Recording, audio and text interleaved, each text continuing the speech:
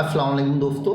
आज हम एक नई सीरीज की शुरुआत कर रहे हैं, आगाज कर रहे हैं, बेसिक्स ऑफ यूनानी मेडिसिन। इसके तहत हम अलग अलग मज़ामीन को देखेंगे, क्योंकि यूनानी सिस्टम ऑफ मेडिसिन या किसी भी सिस्टम में जब हम इलाज करते हैं तो बहुत सारी चीज़ों को गौर करना पड़ता है, उसके ऊपर ध्यान देना पड़ता है। तो इसी ताल्लुक से बेसिक्स में हम सबसे पहले शुरू करते हैं उमूर तबिया। ये बेसिक फिजियोलॉजिकल फंक्शन होते हैं या फिर बेसिक फिजियोलॉजी होती है यूनानी मेडिसिन की। इसके अंदर हम अलग अलग मज़ामीन को डिस्कस करते हैं और उनका मुताला करते हैं, जिसमें से पहला है अरकान, एलिमेंट्स, अनासिर जिसको कहते हैं। ये बुनियादी मादे होते हैं जिनको और उनको मुनकसिम नहीं कर सकते, उसको और तोड़ नहीं सकते। अगर तोड़ा जाए तो फिर वो अपनी हैयत वज़ा को कायम नहीं रख सकते।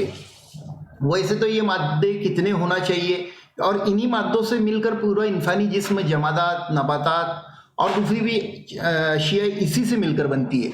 अब ये मादे कितने होना चाहिए और कितने हैं, तो इसके ऊपर अलग अलग थॉट ग्रुप का अलग अलग मानना है। कुछ लोग बोलते थे कि ये 3 होते हैं, कुछ कहते हैं 4 होते हैं, किसी ने कहा 7 होते हैं, किसी ने कहा 6 होते हैं। तो ऐसे बहुत सारे थॉट ग्रुप्स, अलग अलग मुफक्किरीन की इसके ऊपर राय है। हम यूनानी मेडिसिन में ऐसा मानते हैं कि ये 4 होते हैं। इन्हीं 4 चीज़ों से मिलकर इंसानी जिस्म बना हुआ है। वो 4 है आग, पानी, हवा, मिट्टी। ये चारों चीज़ें, अब इनका अपना एक अलग मिजाज होता है। आगे हम मिजाज को भी डिस्कस करेंगे, उसके अंदर इसको अच्छे से देखा जाएगा। दूसरी चीज़ जो हम उमूर तबिया के अंदर जो दूसरी हेडिंग का मुताला करते हैं वो है मिजाज, जिसे हम टेम्परामेंट कहते हैं। ये बुनियादी तौर पर 4 माने जाते हैं: गर्म, सर्द, खुश्क और तर। मिजाज, ये जो मिजाज है ये इन्हीं अनासिर के मिलने की वजह से, इन्हीं अनासिर का एक अपना खुद का मिजाज होता है। अब जब वो यकजा होते हैं, जब मिलते हैं, तो वो एक हर अनसर अपना खुद का मिजाज लाता है। तो वहाँ से उस उज़्व का या उस चीज़ का मिजाज तय होता है, उसमें कौन से अनसर कितने मिले हुए, उनकी तादाद कितनी है, क्वांटिटी क्या है, क्वालिटी क्या है, उसी की बुनियाद पर मिजाज तय होता है। चाहे वो किसी उज़्व का ले ले आप या किसी दवा का ले ले, उस दवा में क्या चीज़ें हैं, उस उज़्व में क्या चीज़ें हैं, या कोई मर्ज़ है या कोई इंसान है। ये मिजाज जब आपको निकालना होता है तो उसके बुनियादी अनासिर के ऊपर आपको गौर व फिक्र करना होता है। उसके बाद में थर्ड हेडिंग आती है हमारी अखलाक। अखलाक क्या है? अखलाक, हमारा जिस्म जो बना है वो अखलाक से ही बना है।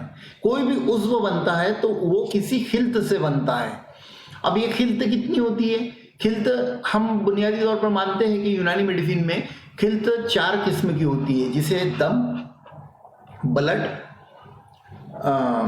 बलगम, सफरा जिसे हम येलो बाइल बोलते हैं, और सौदा जिसे हम ब्लैक बाइल बोलते हैं। अब इनके अपने अपने मिजाज हैं। जैसे कि दम या खून का जो मिजाज होता है वो गर्म तर होता है, गर्म और तर होता है खून का मिजाज। बलगम का मिजाज तर और सर्द होता है। इसमें इख्तलाफात है। अब इसकी बहुत सारी किस्में होती है, इसमें भी इख्तलाफात है। बहरहाल हम उसे जनरली सर्द और तर ही तस्लीम करते हैं। सफरा का मिजाज जो येलो बाइल है उसका मिजाज गर्म और खुश्क होता है। ब्लैक बाइल जिसे हम सौदा बोलते हैं उसका मिजाज खुश्क और सर्द होता है। उसके बाद में इसकी अगली हेडिंग आती है उमूर तबिया के अंदर आज़ा या ऑर्गन। आज़ा 2 किस्मों के बुनियादी तौर पर होते हैं, आज़ा मुफर्रद और आज़ा मुरक्कब। अब फिर इसकी और किस्में होती है। ये जितनी भी चीज़ें मैं बता रहा हूँ ये बहुत ही ओवरव्यू है, एक शॉर्ट डिस्क्रिप्शन है इसका उमूर तबिया का। एक्चुअल में ये एक एक हेडिंग बहुत वसी है अपने अंदर। अगर आपको लगता है कि इसके ऊपर और डिस्कस होना चाहिए, इसको और अच्छे से बयान करना चाहिए, तो आप कमेंट्स में मुझे बता सकते हैं कि आपको किस टॉपिक पर ज़्यादा डिटेल वीडियो चाहिए। तो आज़ा, जाहिर सी बात है, जितने भी हमारे जिस्म में ऑर्गन्स हैं वो सब आज़ा कहलाते हैं। उसकी कई किस्में होती है, अलग अलग आज़ा मुफर्रद की किस्में अलग होती है, मुरक्कब की किस्में अलग होती है, फिर कौन सा उज़्व किस खिल्त से मिलकर बना है, फिर किस उज़्व का क्या मिजाज है, ये सब चीज़ें इसके हेडिंग के अंदर डिस्कस की जा सकती है। उसके बाद में नेक्स्ट टॉपिक आता है अरवा, जिसे हम स्पिरिट कहते हैं। यहाँ पर स्पिरिट और रूह का जो कंसेप्ट है वो बुखारी अज्जा, जो ये लतीफ़ अखलाक जो रहते हैं, इसी के लतीफ़ अज्जा से मिलकर रूह बनती है। तो ये भी एक बहुत वसी टॉपिक है। अब उसके बाद में नेक्स्ट रीडिंग है कवा, यानी हमारे ताकत, पावर। कौवा भी कई किस्म की होती है ना। आप जो सुन रहे हैं ये भी एक कुव्वत है, जो आप ये देख रहे हैं ये भी कुव्वत है, चखने की कुव्वत है। कुव्वत कई किस्मों की हो सकती है। तो कुव्वत क्या है? कुव्वत आज़ा से ही आती है ना। हर अलग अलग उज़्व है, उस उज़्व की, उस ऑर्गन की एक अपनी काम करने का तरीका है और उसी से वो कुव्वत बनती है। तो कई किस्म की कुव्वतें इंसानी जिस्म में काम करते रहती है और इंसानी जिस्म को उसकी दरकार होती है, उसके बगैर हम काम नहीं कर सकते। और कवा से ही फंक्शन होता है। फंक्शन कवा के जरिए होता है, जैसे कि देखने की कुव्वत से देखा जाता है ना। सूंघने की कुव्वत से आप खुशबू को महसूस कर सकते हैं। तो इस तरीके से ये 7वीं हेडिंग है और ये भी एक अपने अंदर बहुत जामिया सब्जेक्ट है, बहुत वसी सब्जेक्ट है। उसके बाद में यूनानी में एक तस्वुर आता है तबीयत का। तबीयत, जिसे आम अल्फाज में आप इम्यूनिटी बोल सकते हैं, लेकिन ये इसका सही तर्जुमा नहीं है। एक समझने के लिए आप इम्यूनिटी बोल सकते हैं, लेकिन तबीयत एक बहुत वसी सब्जेक्ट है और एक वसी सोच है। जब हम यूनानी में तबीयत की बात करते हैं तो इसका एक बहुत बड़ा दायरा होता है और तबीयत ही हकीकी डॉक्टर है, तबीयत ही हकीकी तबीब है, ऐसा हमारा मानना है। तो तबीयत एक बहुत वसी सब्जेक्ट है। तो इसके ऊपर भी अगर आप चाहेंगे, आप जो भी रहा आप कमेंट कीजिए कि किस टॉपिक के ऊपर आप उसको समझना चाहते हैं, क्योंकि ये एक एक चीज़ ना बहुत अपने अंदर जामे ख्याल रखती है और बहुत वसी है।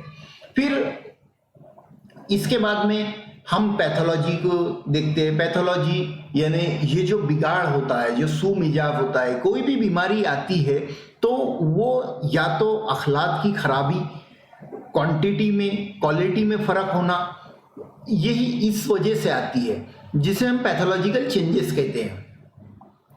तो असल में हम मानते हैं कि वहाँ पर एक तो मादे का जमा हो जाना है ना, या किसी खिलते के अंदर बिगाड़ पैदा हो जाना, मवाद फासिदा की वजह से बीमारियां आती है।